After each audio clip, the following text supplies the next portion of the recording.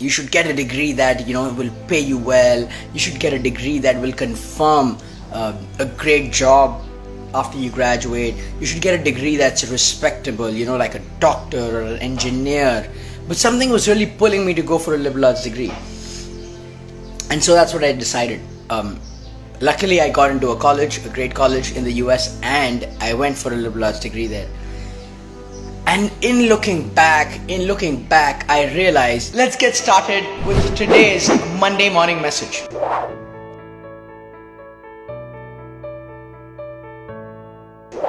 When I was in school, I was in grade 12, and after that you go to college. And in India, it's very traditional for somebody to go either for an engineering degree or a doctor's degree, or become a lawyer or something, go for a professional degree.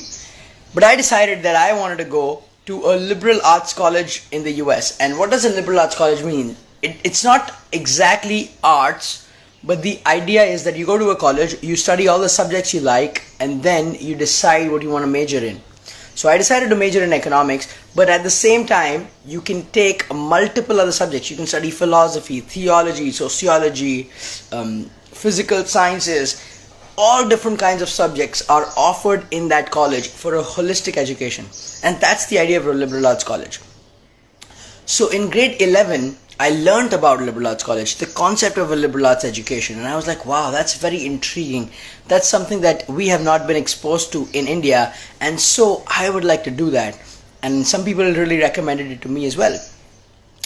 So initially, when I was deciding for colleges, everybody around me was saying, especially about 6-7 years ago, oh Naren, that's not going to be a good decision. What are you going to do with a liberal arts degree, You should get a degree that, will pay you well. You should get a degree that will confirm a great job after you graduate. You should get a degree that's respectable, like a doctor or an engineer.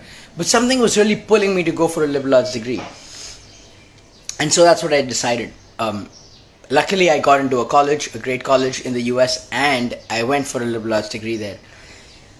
And in looking back, I realized, even though at that time it was a different decision, it was a path less traveled, it was a challenging decision, it was a decision that everybody was telling me not to take, most people were telling me not to take. My heart told me to take it, and I took it. In retrospect, it's probably one of the best decisions that I made for a college. And here's the reason why. Because I studied economics there as a major, but the other subjects that I took, sociology, theology, anthropology, those are the ones that really help me in my business right now, believe it or not. It's the anthropology, understanding the cultures, the subcultures, the sociology class that helps me understand the consumer base and the market in my business right now. Or it helps me develop the soft skills that I have. So guys, really, sometimes or most times I would say the path less traveled that you really feel strongly about turns out to be a big blessing in the long run.